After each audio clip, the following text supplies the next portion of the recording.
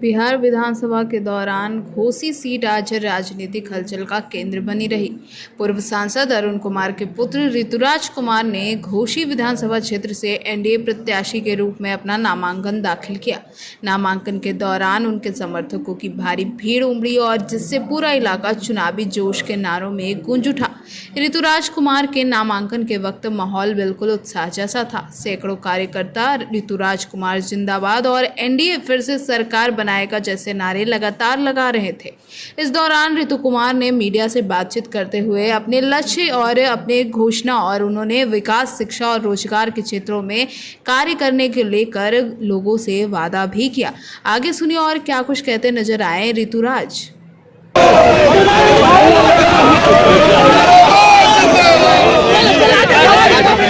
नामांकन करके निकले हैं, क्या करना चाहिए? मैं यही कहना चाहूँगा, जो विकास के कार्य रुक गए हैं घोसी में विगत कई वर्षों से, वहाँ जब लाल झंडाधारी आ गए और लाल झंडाधारी जहाँ भी जाते हैं वहाँ विकास का कार्य रुक जाता है। ये बहुत ही नेचुरल एक फिनोमिनन है। पूरे विश्व में आप देखेंगे जहाँ भी ये क्रांति के नाम पे जाते हैं वहाँ पे विकास के कार्य को अवरुद्ध कर देते हैं, और यही हमें घोसी में देखने को आ रहा है। कई वर्षों से जो विकास की धारा बह रही थी वो घोसी में रुक गई है। तो हम वापस यहाँ चाहते हैं कि एनडीए की एक सशक्त बहुमत मिले घोसी से, और एनडीए की हिस्सेदारी हो घोसी में, और वापस घोसी में नीतीश जी के एक जो विजन है एक डेवलपमेंट का, वो वापस उसकी धारा घोसी में बहे। क्या कमियां हैं घोसी में? कमियां आप देख रहे हैं, हाल फिलहाल में जैसे बाढ़ आया उसके बाद से जो सड़कें जो कई सालों पहले बनी थी वो वैसी ही रह गई। यहाँ पे जो स्थानीय विधायक थे वो यहाँ पे आते नहीं थे, जनता के बीच में देखते नहीं थे क्या परेशानियाँ थी।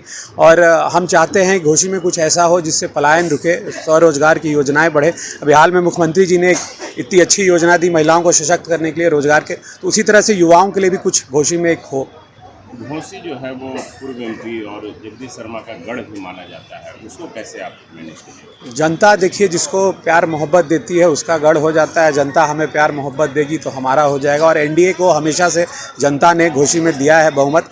थोड़ा इधर थोड़ा ऊपर नीचे हो गया है फिर से, मगर जो आज माहौल दिख रहा है, बड़े बुजुर्गों का प्यार मिल रहा है, युवाओं का प्यार मिल रहा है, स्नेह मिल रहा है, आशीर्वाद मिल रहा है एनडीए को, तो मुझे लगता है वापस एक एनडीए के लिए मजबूत गढ़ हो जाएगा घोसी। तो आपका विरोधी पार्टी राजद में शामिल हो गए हैं तो सहयोग तो मिलने की बात है नहीं, तो उनसे सहयोग की बात अभी है भी नहीं, क्योंकि वहाँ पे तो माले लड़ रही है। और महागठबंधन में जो अभी स्थिति है, मुझे तो लगता नहीं है कि महागठबंधन में सभी एक दूसरे को खुद ही सहयोग करेंगे।